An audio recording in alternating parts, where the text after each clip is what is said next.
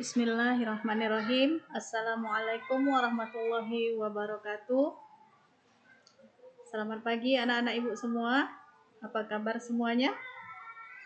Sehat kan? Alhamdulillah sehat ya.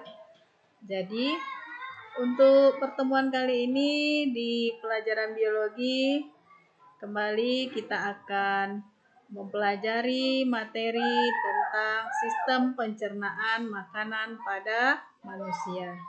Nah, sebelumnya kita sudah mempelajari tentang zat-zat makanan. Zat-zat makanan itu kemarin sudah disampaikan ya. Makanan yang kita makan itu ada syarat-syarat yang harus kita penuhi. Antara lain makanan itu harus higienis, ya, harus memenuhi kebutuhan nutrisi, ya, harus cukup kalorinya.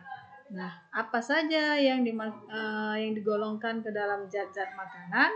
Antara lain karbohidrat, protein, lemak, vitamin, mineral, dan air. Ya, bagus sekali. Mudah-mudahan anak-anak ibu semua ingatnya ya.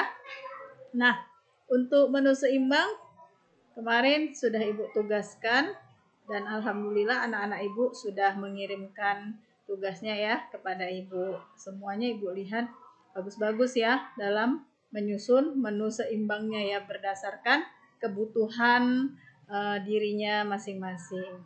Nah, untuk pembelajaran hari ini kemarin sudah ibu sampaikan, akan ibu sampaikan sedikit mengenai pertama angka metabolisme basal ya. Angka metabolisme basal atau AMB.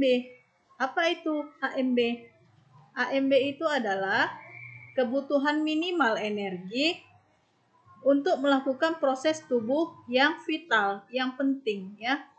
Jadi untuk penghitungan AMB sendiri itu berdasarkan berat badan. Angka metabolisme basal antara laki-laki dan perempuan itu berbeda. Rumusnya kalau untuk yang laki-laki berat badannya dalam satuan kilogram ya, dikali 1,0 kilokalori dikali 24 jam.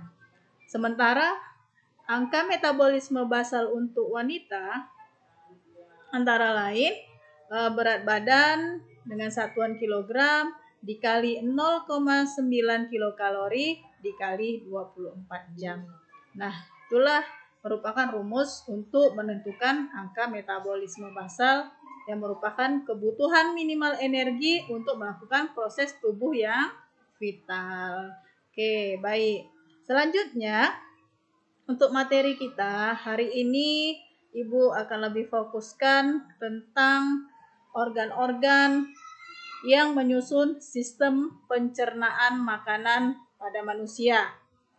Mungkin anak-anak Ibu sewaktu di SMP sudah mempelajarinya juga ya. Cuman ada mungkin yang lupa ya. Jadi kali ini akan Ibu jelaskan untuk organ-organ yang menyusun sistem pencernaan makanan. Nah, tapi terlebih dahulu kita lihat dulu ini ya. Apa tujuan kita dalam mempelajari materi hari ini? Yang pertama nantinya anak-anak ibu sekalian mampu menjelaskan struktur organ penyusun sistem pencernaan makanan pada manusia beserta fungsinya. Selanjutnya nanti anak-anak ibu mampu mendeskripsikan mekanisme pencernaan mekanik dan kimiawi. Anak-anak ibu mampu menganalisis fungsi organ saluran pencernaan makanan, mampu menganalisis fungsi kelenjar pencernaan, dan mampu menganalisis kelainan atau gangguan yang menyerang sistem pencernaan makanan. Ya, jadi itu tujuan pembelajaran kita hari ini. Nah, di sini ada Ibu link YouTube ya.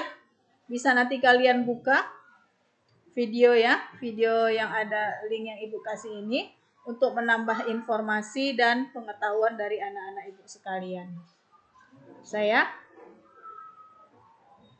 Nah, untuk pencernaan makanan, organ-organ pencernaan makanan yang pastinya organ pencernaan makanan itu berfungsi nanti untuk mencerna makanan yang sudah kita makan, ya. Mencerna makanan yang kita makan. Untuk nantinya kita bisa menghasilkan energi sehingga kita bisa beraktivitas, ya. Nah, lihat, mau tanya, sudah makan ya hari ini ya? Sudah, yang pasti kalian sudah menyusun menu seimbang. Kemarin juga sudah kita pelajari sumber-sumber makanan apa saja yang mengandung karbohidrat, protein, lemak, vitamin, mineral, ya. Jadi anak-anak ibu sekalian sudah tahu. Nah, apa saja yang kamu makan, yang pasti yang sudah kalian pelajari tentang zat makanan tadi, hindari makanan yang bersifat junk food, ya, makanan instan yang jika terus-menerus kita konsumsi akan menyebabkan gangguan nanti pada sistem pencernaan makanan kita, ya. Nah, di sini ada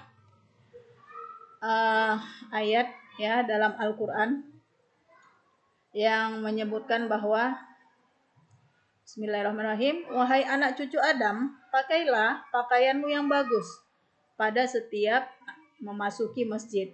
Makan dan minumlah, tetapi jangan berlebihan. Sesungguhnya Allah tidak menyukai orang yang berlebih-lebihan, ya.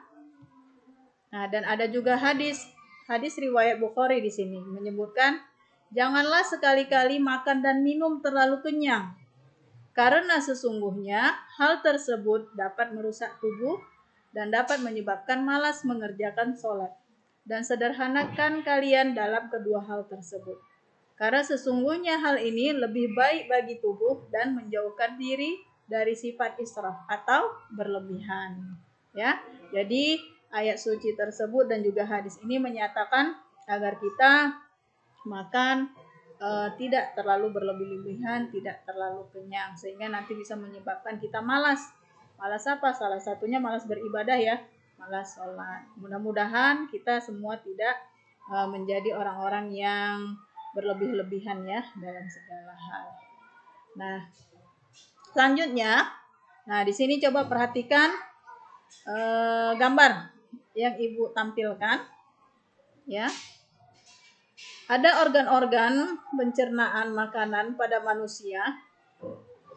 Ya, di sini disusun mulai dari ada mulut, lidah, ya. Ada kerongkongan, ada lambung, ada usus halus, ada usus besar dan anus, ya. Nah, untuk organ yang pertama, coba kita lihat. Yang pasti makanan yang kita makan itu kita masukkan dulu, ya, melalui mulut. Nah, mulut sebagai organ yang di awal ketika kita melakukan proses makan, pada mulut kita ini terdapat gigi, ya. Terdapat gigi dan terdapat juga lidah.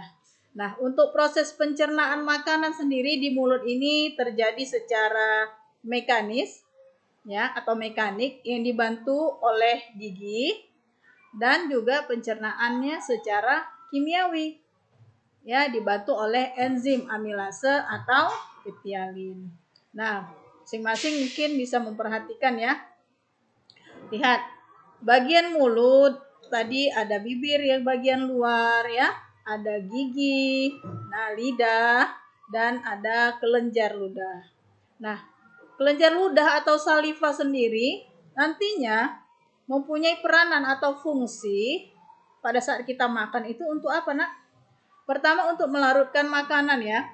Untuk melarutkan makanan, untuk pengecapan rasa, melembabkan dan melumasi makanan agar mudah ditelan, menguraikan amilum menjadi maltosa, membuang asam urat, urea, virus, logam, dan obat-obatan yang diekskresikan lewat saliva. Juga sebagai zat antibakteri dan antibodi. Jadi itu merupakan fungsi dari kelenjar air ludah kita. Nah, kita lihat ada lagi gigi. Nah, lihat gigi lebih kurang seperti ini, ya, anatomi gigi kita, ya. Ada lapisan email yang paling luar, ya. Ada dentin, gusi tempat melekatnya gigi kita. Bagian pulpa ini berisi pembuluh darah dan saraf yang kalau mungkin giginya berlubang nanti bagian inilah yang menyebabkan rasa sakit. Ya, menyebabkan rasa sakit. Nah, sampai yang terakhir ada saluran akar dan bagian tulang ya. Nah, apa fungsi dari gigi nak? Gigi kita ini nanti kan ada gigi seri ya, ada gigi taring, ada gigi geraham. Untuk gigi seri yang bagian depan, fungsinya yang pastinya untuk memotong makanan ya, untuk memotong makanan. Selanjutnya gigi taring berfungsi untuk merobek atau mengoyak makanan. Dan ada gigi geraham ya. Gigi geraham itu ada geraham depan, ada geraham belakang. Ada premolar atau molar nantinya berfungsi untuk mengunyah atau menggilas. Jadi nak, bagian-bagian gigi kita ini masing-masing ada fungsinya ya. Jadi ketika kita mau mengunyah makanan, bukan gigi seri ya, tapi gigi geraham yang mempunyai peranan. Oke, baiklah. Selanjutnya kita lihat bagaimana susunan gigi kita. Ya, ini masih seputaran mulut. Bagaimana susunan gigi? Untuk yang susunan gigi anak-anak dan juga susunan gigi orang dewasa jelas berbeda dari segi jumlah ya. Kalau untuk anak-anak sendiri berjumlah 20 ya, 20 buah gigi ya. Di mana ada 8 gigi seri ya, 4 gigi taring dan 8 buah gigi geraham ya. Lihat. Ya, berarti 20 jumlah untuk gigi pada anak-anak. Pada orang dewasa ada 32 buah. Ya, 32 buah di mana ada 8 buah gigi seri itu bagian depan ya, atas bawah ya. 4 buah gigi taring ya, 4 buah gigi taring, 8 buah geraham depan dan 12 buah geraham belakang. Jadi bedanya antara orang dewasa dan anak-anak itu ketika anak-anak belum ada ya gigi geraham belakangnya ya, masih geraham depannya ya. Jadi lebih kurang ini nak rumusnya ya. Untuk anak-anak 2 1 2 itu bagian rahang depan atas ya. Oke. Nah, selanjutnya ini kita tahu ya, S itu menunjukkan gigi seri ya. Serinya ini 2 di bagian kanan atas, 2 bagian kiri atas, 2 bawah di bagian bawah ya yang kiri, bagian kanan yang kiri. Nah, ini gigi taringnya kalau untuk anak-anak ini 1 bagian kanan atas ya, 1 bagian kiri atas, 1 bagian bawah sebelah kiri, sebelah kanan dan geraham depan ya Mas ya. Geraham depan ya, belum ada geraham belakang. Oke. Bisa diingat ya untuk rumusnya 2 1 2. Sementara kalau untuk yang dewasa geraham belakangnya yang bagian kiri 3 ya, atas ya. 3 bagian bawah juga 3 bagian kirinya. Untuk geraham depannya bagian kirinya yang atas ada 2, yang bawah yang kiri ada 2, gigi taringnya yang atas ada 1, yang bagian bawah kiri ada 1, dan gigi serinya di sini lihat ada 2 di kiri, 2 di kanan atas ya. Begitu juga dengan yang di bawah bagian kanan ada 2, bawah bagian kiri juga ada 2. 3 2 1 2 ya. Yang membedakan ini tadi ya, geraham belakang. Ya, baiklah. Selanjutnya tadi sudah Ibu jelaskan bahwasanya gigi itu dalam proses pencernaan makanan itu dia membantu secara mekanis ya. Mekanis dari makanan yang bentuknya kasar ya, untuk makanan yang kasar akan dihancurkan oleh gigi menjadi lebih halus ya. Namun tidak sampai di situ saja. Tadi dibantu juga oleh kelenjar saliva yang melumasi makanan yang kita makan. Nah, selanjutnya kita lihat lidah ya. Kita lihat bagian lidah. Nah, lidah kita ini sebagai indera, ya, indera pengecap, ya, juga sebagai bagian yang terdapat pada organ mulut, ya. Kita lihat, nah, ada di sini keterangannya ada papila. Mungkin anak-anak ibu dah semua ada ya, coba mungkin bisa lihat kalau di kaca ya, ada papila seperti bintil-bintil ya warna putih. Nah, di sini menunjukkan pada pangkal lidah itu nantinya itu mampu merasakan rasa yang pahit, ya, mampu merasakan rasa yang pahit pada bagian sisi ke bawahnya sedikit ya, yang sebelah pinggirnya itu, ya, ini sebelah pinggir dari lidah ini, baik sisi kanan maupun kirinya nanti itu mampu merasakan rasa asam.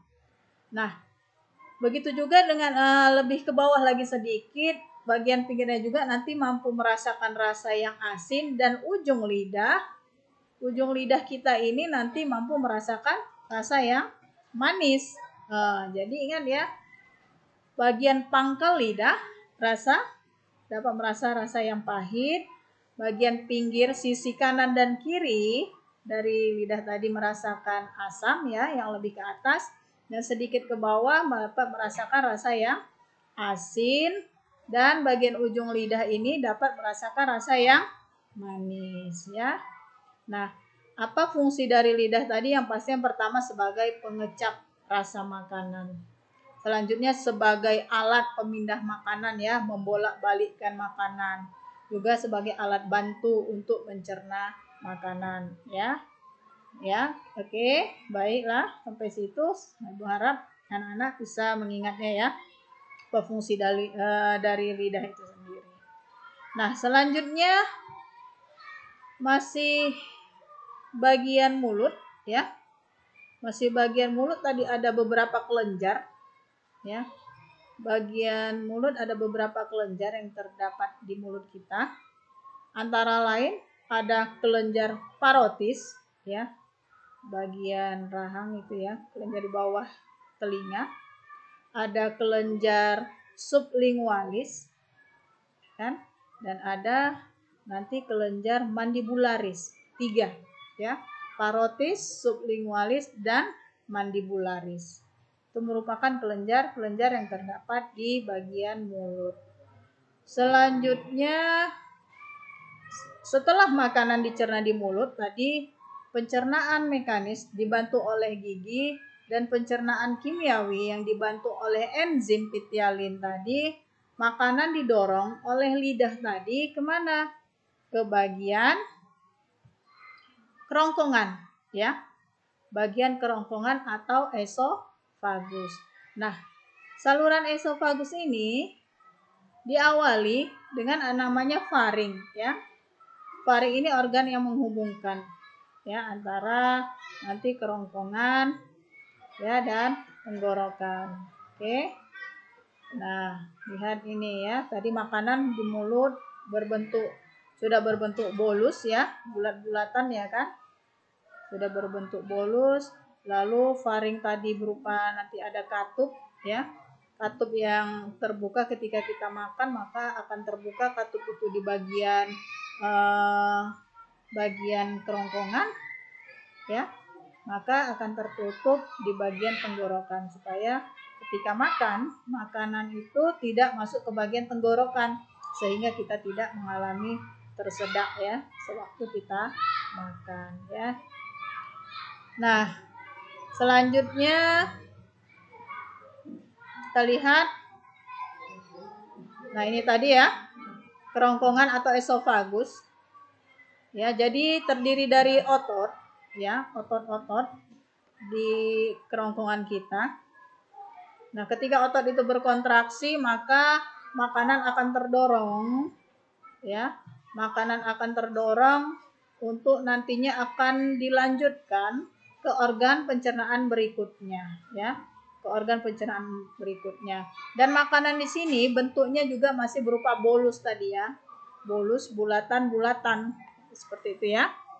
Nah, untuk di esofagus atau kerongkongan sendiri tidak terjadi yang namanya proses pencernaan secara kimiawi atau mekanis, karena esofagus ini berupa saluran, ya, berupa saluran atau seperti pipa dia ya, yang menghubungkan organ mulut nantinya dengan lambung. Nah, lihat fungsinya apa? Menggerakkan makanan dari faring ke lambung dengan gerakan peristaltik namanya. Apa itu gerakan peristaltik? Gerakan meremas dan mendorong makanan, ya. Karena di sini banyak otot-otot pada esofagus tadi. Nah, selanjutnya makanan dari esofagus kemana akan diteruskan?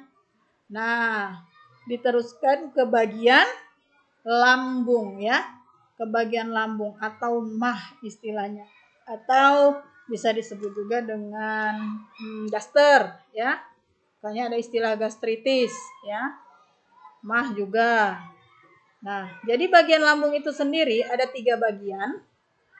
Ada namanya kardiak ya, ada fundus dan ada bagian badan dan ada pilorus. Nah, di lambung proses pencernaan berlangsung secara mekanis ya. Kenapa? Karena lambung ini nantinya menghasilkan kelenjar. Mungkin bisa dilihat ya, lebih kurang 2 sampai 3 liter cairan lambung mengandung enzim pencernaan. Ya, mengandung enzim pencernaan. Apa saja? Ada HCl, asam klorida, ada mukus ya, ada garam dan air. Nah, pencernaan secara kimiawi di lambung sendiri ini berlangsung untuk mencerna protein ya.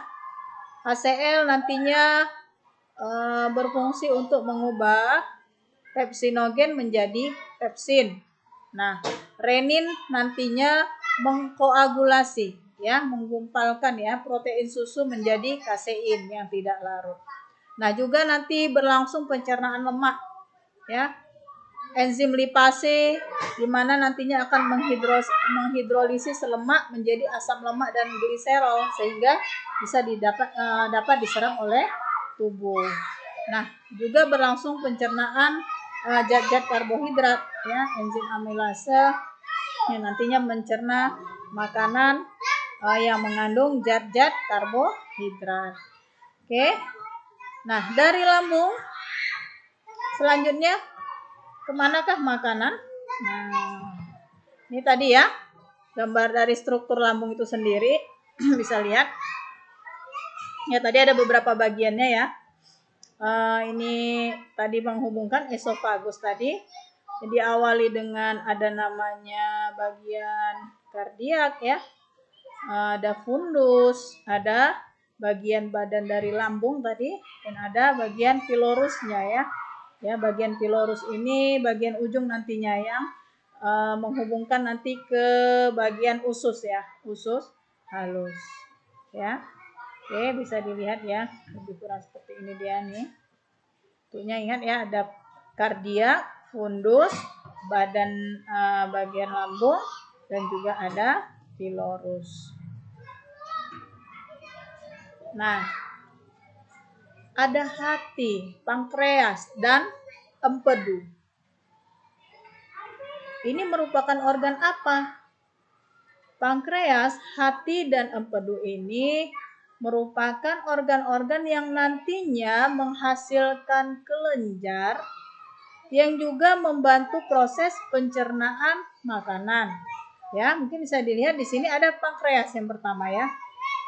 Pankreas itu tersusun dari sel-sel eksokrin yang menghasilkan enzim-enzim pencernaan serta sel-sel endokrin yang menghasilkan hormon insulin dan glukagon ya. Jadi sekali lagi ingat, menghasilkan enzim pencernaan juga menghasilkan hormon insulin dan glukagon. Juga menghasilkan enzim untuk mencerna karbohidrat, protein maupun lemak.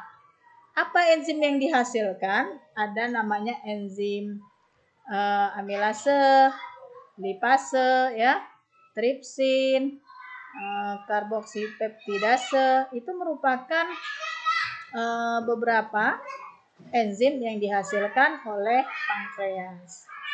Ya, jadi ingat ya, selain enzim dihasilkan juga menghasilkan hormon.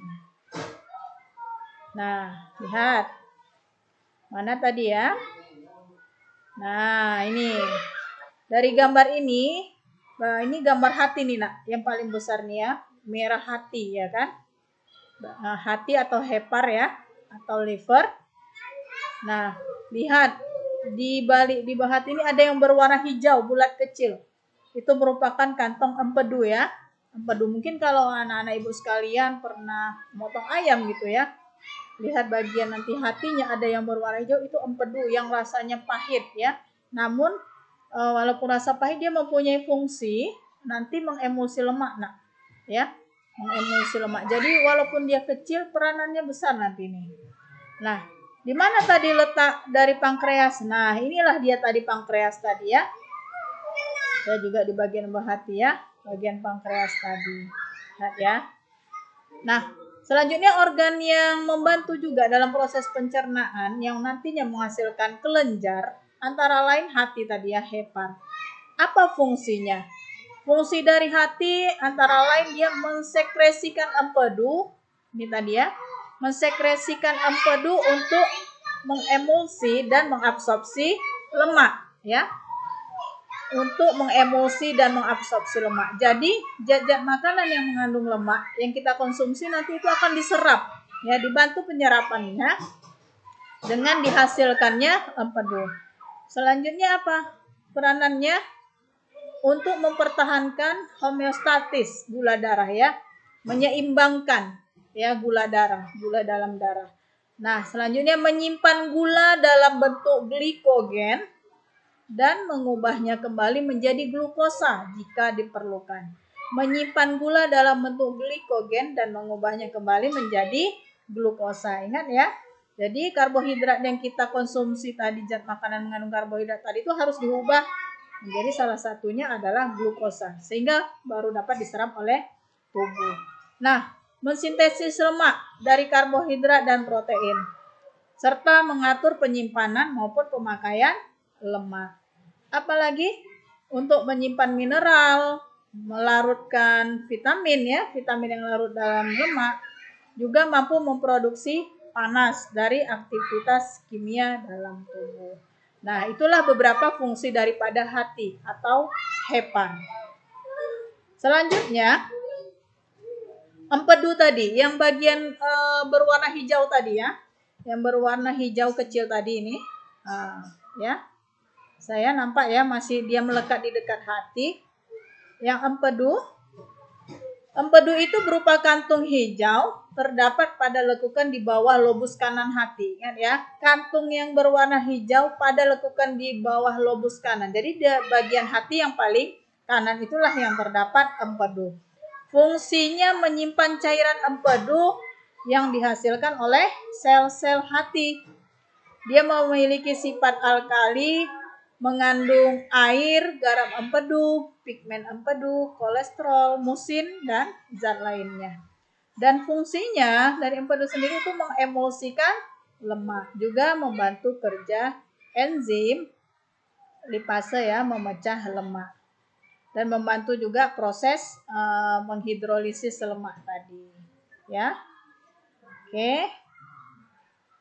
Selanjutnya, nah, dari empedu tadi, ingat tadi ya, 3 organ yang juga membantu proses pencernaan tadi. Mungkin bisa diulangi ya, anak-anak ibu sekalian. Ada pankreas, ada hati, dan ada empedu. Nah, untuk organ pencernaan selanjutnya, makanan tadi dari lambung akan diteruskan ke usus halus ya, akan diteruskan ke usus halus atau bisa disebut juga intestinum tenue. Nah, usus halus, usus terdiri dari usus 12 jari atau duodenum ya. Ada usus kosong jejunum dan usus penyerapan atau ileum. Jadi ingat 3 bagian dari usus 12 jari antara lain duodenum, jejunum, dan ileum. Nah, pada bagian usus halus ini terdapat namanya jonjot usus atau villi ya. Jonjot usus atau villi untuk memperluas permukaan penyerapan zat-zat makanan. Fungsi dari usus halus sendiri adalah menyerap makanan ya dengan proses secara kimiawi, bantuan dari enzim-enzim yang berasal dari kelenjar usus itu sendiri, yang berasal dari pankreas tadi dan berasal dari empedu. Nah, zat makanan yang diabsorpsi tadi karbohidrat ya. Karbohidrat tadi yang dihidrolisis tadi oleh enzim amilase, maltase, sukrase maupun laktase ya. Protein juga diserap nantinya dalam bentuk asam amino, lemak ya, yang juga nanti dihidrolisis menjadi asam lemak dan gliserol. Itulah yang diabsorpsi oleh usus halus, dan juga air dan beberapa elektrolit lainnya. Nah, usus halus ini ukurannya sangat panjang ya nak, bentuknya yang berlekuk-lekuk nanti di dalam tubuh. Oke. Nah, selanjutnya mungkin ini bisa dilihat ya. Bisa dilihat lebih kurang seperti ini nak. Ya. Bagian daripada jaringan ya, daripada usus halus kita ya. Ya, ada villi dan dia membentuk lipatan-lipatan, inilah yang nanti memperluas permukaan daripada usus halus sehingga membantu penyerapan zat-zat makanan itu supaya lebih cepat. Itu ya. Ini dia. Oke. Nah, selanjutnya, bagian usus besar. Makanan akan diteruskan tadi. Setelah diserap di usus halus, zat-zat makanan yang bermanfaat bagi tubuh kita. Nah, itu diserap tadi di usus halus. Selanjutnya usus besar ini atau dikatakan intestinum crassum ya, atau kolon juga ya. Ini merupakan organ pencernaan yang terdiri dari ada namanya sekum, kolon dan rektum ya. Sekum, kolon dan rektum. Fungsinya daripada usus besar antara lain mengabsorpsi, menyerap ya hampir 90% air dan elektrolit. Selanjutnya memproduksi mukus yang tidak mengandung enzim. Selanjutnya terdapat bakteri yang menguntungkan di usus besar kita, yaitu berupa Escherichia coli yang mampu membantu proses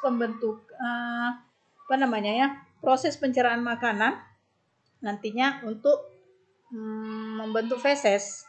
Jadi Escherichia coli itu bakteri yang bersifat menguntungkan, membantu proses pembusukan zat makanan yang tidak lagi dapat diserap oleh tubuh dan memang nantinya harus dikeluarkan ya, harus dikeluarkan dari dalam tubuh dalam bentuk feses nantinya.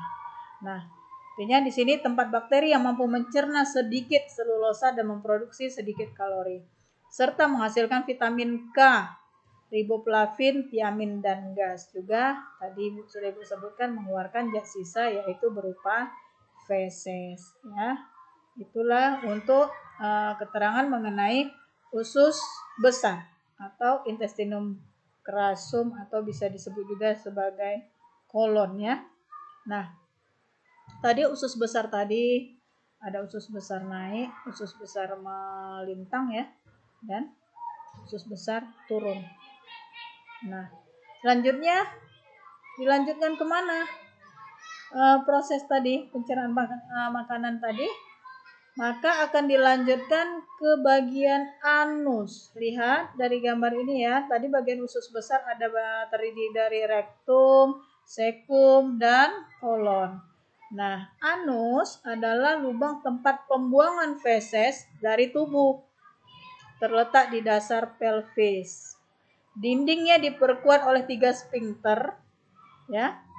Antara lain ani internus atau bagian sebelah atas bekerja tidak menurut kehendak, tidak atas perintah kita ya. Yang kedua, ada sphincter levator ani, bekerja juga tidak menurut kehendak. Dan yang ketiga, sphincter ani externus sebelah bawah bekerja menurut kehendak. Jadi ada 2 bagian yang bekerja yang tidak menurut kehendak berdasarkan perintah otak, namun ada satu ya yang berdasarkan perintah atau bekerja menurut kehendak. Oke. Nah, selanjutnya. Jadi anak-anak ibu sudah tahu ya organ-organ apa saja tadi yang menyusun sistem pencernaan makanan pada tubuh kita. Ya, kita ulangi. Yang pertama mulut, ya. Pada mulut tadi ada gigi, ada kelenjar ludah, ada lidah, ya. Lanjut masuk ke kerongkongan atau esofagus. Ingat ya, kerongkongan ya, bukan tenggorokan. Sering nanti itu terbalik-balik. Lalu makanan akan diteruskan ke bagian organ lambung. Dari lambung akan diteruskan ke usus halus, di mana ada organ-organ lain seperti hati, pankreas maupun empedu yang juga menghasilkan kelenjar pencernaan, yang menghasilkan enzim untuk membantu proses pencernaan makanan tadi. Nah, di usus halus tadi makanan sudah zat-zat makanan diserap, ya. Diserap, lalu yang zat makanan yang tidak lagi mampu diserap oleh tubuh maka di usus besar akan diproses, ya, akan dibusukkan, akan dibantu dibusukkan oleh bakteri Escherichia coli, ya, dan juga di situ penyerapan air dalam jumlah yang besar. Dan terakhir akan lanjut tadi kemana? Ke bagian anus, ya, sebagai organ nantinya untuk pengeluaran feses kita ketika zat-zat makanan tadi sudah tidak lagi dapat dimanfaatkan oleh tubuh kita dan memang harus dikeluarkan supaya tidak terjadi penimbunan, ya, yang menyebabkan tubuh menjadi keracunan. Nah, untuk yang terakhir ini ada beberapa gangguan, ya.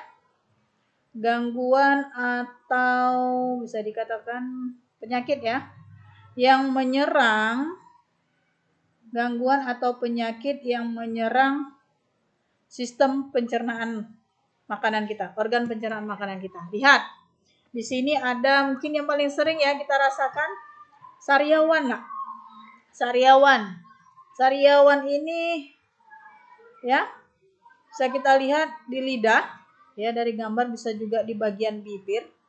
Kalau sudah mengalami yang namanya sariawan, serasanya bagaimana ya? Mungkin anak-anak hampir pernah merasakan, ya.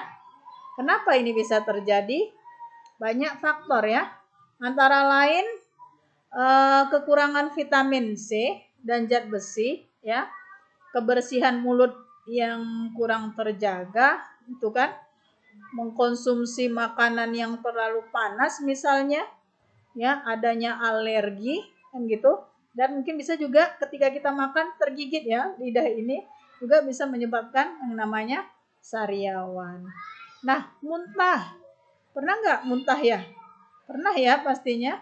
Nah, yang namanya muntah itu pengeluaran paksa isi lambung dan keluar melalui mulut. Nah, muntah ini pun sendiri banyak penyebabnya. Nah, mungkin ada juga yang alergi, ya, sehingga organ lambung tadi harus, ya, membalikkan gitu, ya, mengeluarkan isi lambung tadi dan dikeluarkan melalui mulut, ya. Oke. Nah, ada apa lagi? Nah, ada namanya konstipasi, sembelit, ya. Sembelit biasa dan ada obstipasi, sembelit yang parah, konstipasi parah. Itu, ya, pastinya mungkin anak-anak ibu pernah mengalaminya, ya, rasa sembelit tersebut. Apa itu sembelit? Ya, ternyata tinja atau feses itu mengalami pengerasan yang berlebihan sehingga kita sulit untuk mengeluarkannya, ya. Sehingga sulit untuk melakukan proses buang air besar, kan gitu kan. Nah, hal tersebut bisa terjadi kenapa? Karena makanan yang kita makan itu kurang serat, misalnya, ya. Kita kurang makan buah dan kurang makan sayur dan juga konsumsi air yang kurang. Itu merupakan salah satu faktor-faktor yang bisa menyebabkan terjadinya konstipasi atau sembelit tadi. Makanya kita disarankan setiap harinya itu harus mengkonsumsi sayuran dan buah-buahan karena itu merupakan bagian daripada serat, ya. Itu tadi untuk menghindari konstipasi atau sembelit tadi. Nah, ada gastritis. Nah, gastritis atau radang lambung ya. MAH ya. Ada juga asam lambung seperti itu ya. Artinya itu gangguan yang terjadi di organ lambung kita. Gastritis atau radang lambung itu menyebabkan lambung kita terasa sakit ya. Terasa sakit, mulas ya, perih. Kenapa? Karena asam lambung yang dihasilkan oleh lambung itu sudah berlebihan, sudah banyak jumlahnya. Dan juga akibat apa? Nah, kita tidak makan secara teratur. Lalu ada mikroorganisme ya atau bakteri yang merugikan yang bisa menyebabkan radang lambung juga.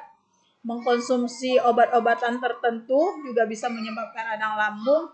Konsumsi alkohol, pola tidur yang tidak teratur, dan stres juga merupakan faktor yang menyebabkan gastritis. Ya. Selanjutnya ada diare. Diare, ya, diare ini sendiri mungkin berbalik ya dengan tadi yang nama konstipasi. Kalau konstipasi atau sembelit tadi tinjanya keras sehingga susah kita buang air besar. Sementara kalau diare ini justru fesesnya atau tinjanya itu bentuknya menjadi lembek atau berupa cairan ya. Yang biasanya kalau udah dikatakan diare itu dalam 1 hari atau dalam 24 jam itu bisa nanti BAB itu lebih dari 3 kali ya. Jadi itu bisa termasuk diare ya, lebih dari 3 kali BAB dengan kondisi dari feses tadi yang bentuknya lembek ya atau cair itu bisa dikatakan diare. Kenapa? Itu banyak faktor ya. Ada beberapa faktor yang menyebabkan bisa diare. Antara lain yaitu ada mikroorganisme tadi yang menyebabkannya, bisa dibilang sakit perut seperti itu ya. Mungkin ada bakteri Entamoeba coli ya. Entamoeba coli mungkin yang dari minum air ya yang kita konsumsi ya. Ada bakteri Entamoeba coli yang menyebabkan diare. Juga ada karena alergi dari fruktosa dan laktosa. Mungkin dari ada beberapa kita yang tidak bisa mengkonsumsi susu ya karena mengandung fruktosa dan laktosa sehingga bisa menyebabkan diare. Selanjutnya jika kita juga mengkonsumsi kelebihan vitamin C karena yang bersifat asam juga bisa menyebabkan diare tadi. Nah, alkohol tetap itu menjadi penyebab hal-hal yang buruk ya bagi tubuh kita. Dan ada buah-buahan tertentu yang mungkin kadar asamnya tinggi sehingga organ-organ pencernaan kita tidak mampu mencernanya, bisa menyebabkan penyakit diare tadi ya.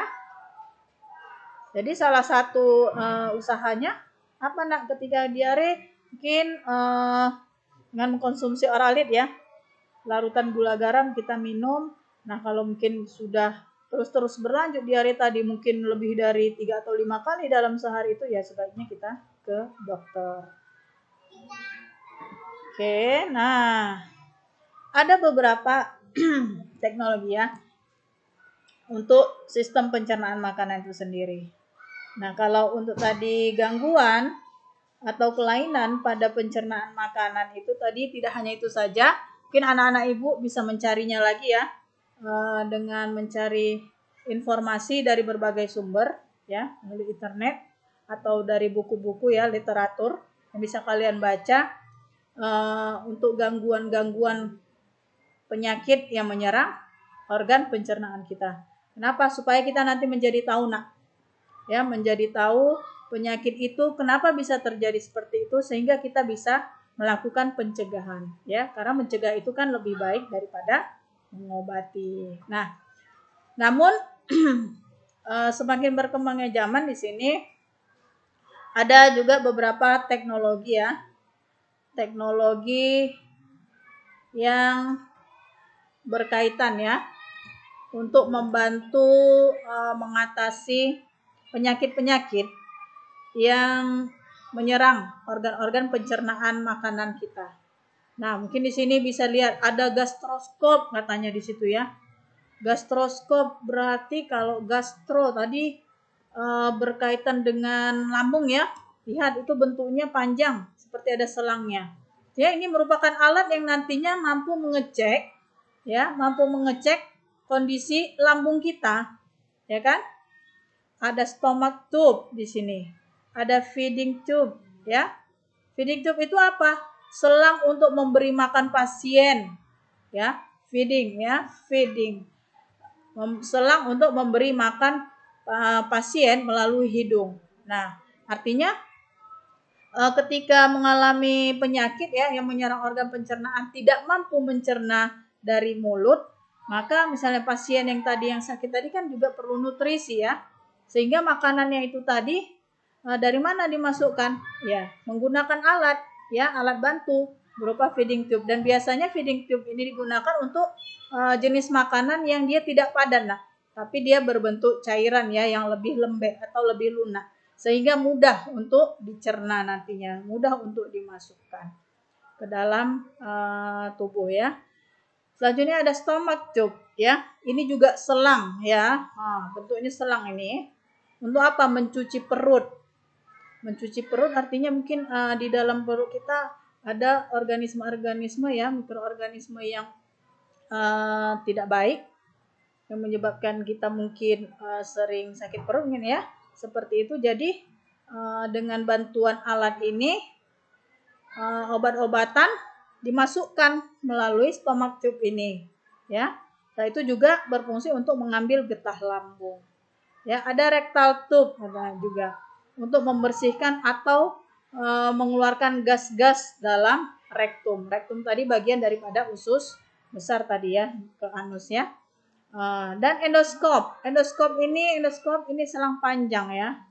Juga untuk melihat bagian organ di dalam tubuh kita. Nah, jadi ini inilah merupakan beberapa alat bantu yang merupakan teknologi ya, pengembangan teknologi untuk membantu pengobatan ya.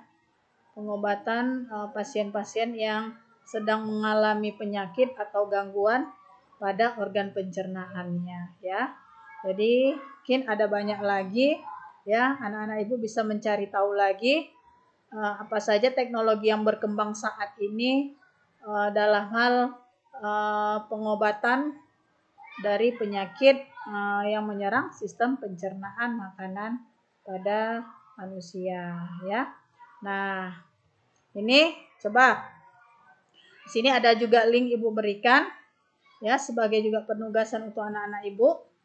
Silahkan buka link yang ada yang tampil ini ya, silahkan dibuka link ini nak. Oke.